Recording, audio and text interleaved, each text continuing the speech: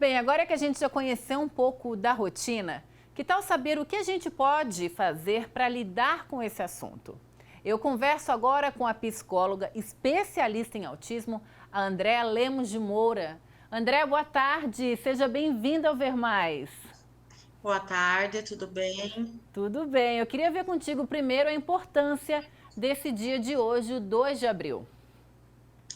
Então, esse dia é muito importante, né? A ONU escolheu o dia 2 de abril como o Dia Mundial de Conscientização do Autismo, para dar mais visibilidade para esse tema, né? Porque ainda existem muitas dúvidas, ainda falta muita informação.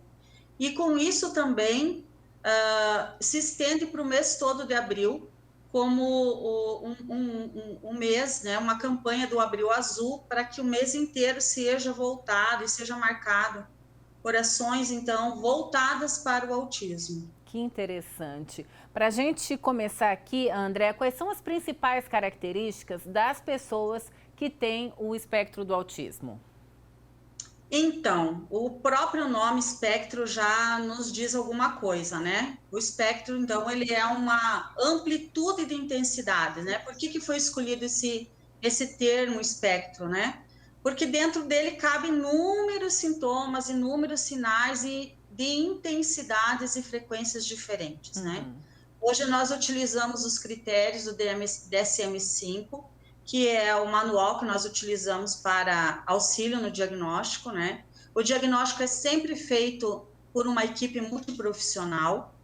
E os principais, né, a gente fala do tripé, são atrasos na comunicação e na interação social, movimentos repetitivos e estereotipados e interesses muito restritos. Então, esse é o tripé, assim, de uma forma bem geral, que precisa ser observado nesse transtorno. Eu imagino que os pais, no caso, só começam a perceber isso depois de uma certa idade? Como é que é feito? Então, no Brasil ainda a gente está um pouco atrasado em relação ao diagnóstico precoce, porém, muitos pais já estão atentos devido à grande informação que se coloca nas mídias, né?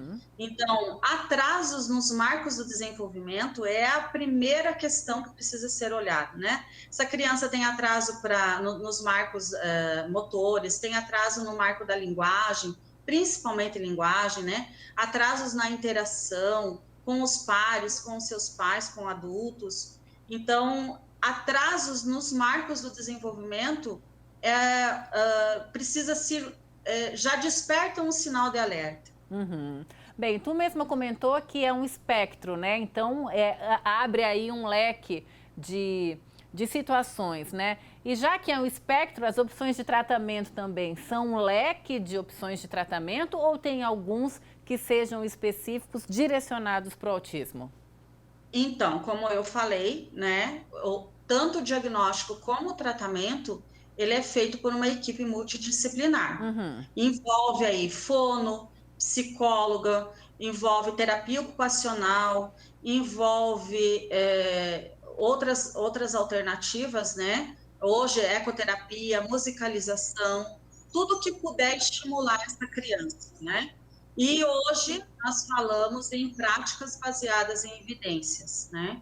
Dentro dessas práticas baseadas em evidências, nós temos a análise do comportamento aplicada, que é o que tem de mais de estudos mais robustos em relação à eficácia do tratamento. Então, as famílias precisam ficar atentas a essas questões, porque não é qualquer terapia Ah, tá. que é adequada para esse transtorno. E no caso, esse tratamento, André, ele tem que ser feito a vida inteira? Sim, a vida toda. É um tratamento assim, porque autismo, uma vez autista, né, sempre é autista. O que vai acontecer? Ele pode trafegar dentro dos níveis aí de ajuda. Nós temos nível 1, nível 2 e nível 3, que se refere ao quanto de ajuda que esse sujeito vai precisar ao longo da vida. Então, nível 1 precisa de ajuda, de pouca ajuda, né, para desenvolver as suas atividades de vida. o nível 2 precisa de ajuda moderada e o nível 3 precisa de ajuda contínua, né, e de grande ajuda para desenvolver as suas atividades no cotidiano. Entendi. A gente acabou Grosso conversando. modo, né? Aham, entendi. A gente acabou conversando com uma mãe, explicando a rotina dela com a filha de 7 anos, né? Falou que a rotina é uma coisa primordial, né? Que tem todo esse cuidado. Mas eu queria ver contigo como é que se faz a inclusão das pessoas com espectro de autismo na sociedade, principalmente por parte das pessoas que não sabem lidar com isso. Como é que a gente faz para todo mundo conviver boa e poder incluir essas pessoas? Então, começa por uma avaliação bem feita, uma avaliação de repertório dessa criança, desse adolescente ou desse adulto. Passando por isso, todas as pessoas que convivem com esse sujeito precisam ser informadas a respeito desse repertório. O que esse sujeito já tem e o que ele precisa ainda adquirir.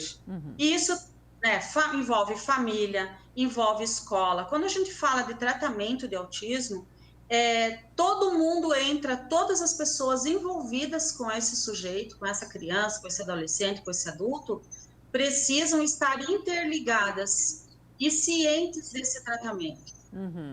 Entendi. E para as pessoas na sociedade geral, imagino também que tem que ter uma educação, né? Para a gente poder lidar, aprender e entender o que é diferente. Exatamente, né? E a sociedade precisa estar aberta para receber essas informações. Eu acho que o papel da mídia é fundamental ao passar informações corretas a respeito desse público, né? Ou seja, de qualquer público que necessita de um olhar mais atento e de um olhar mais especial. E eu acredito muito no poder ainda da informação. Ótimo. A informação, ela auxilia muito nas questões de inclusão também. Ótimo. André, muito obrigada, muito feliz em te ter aqui nesse dia tão importante, que a gente se encontre mais vezes aqui no Ver Mais. Obrigada, viu, pelo teu tempo e pelas informações. Obrigada também, eu agradeço. Imagina, tchau, tchau.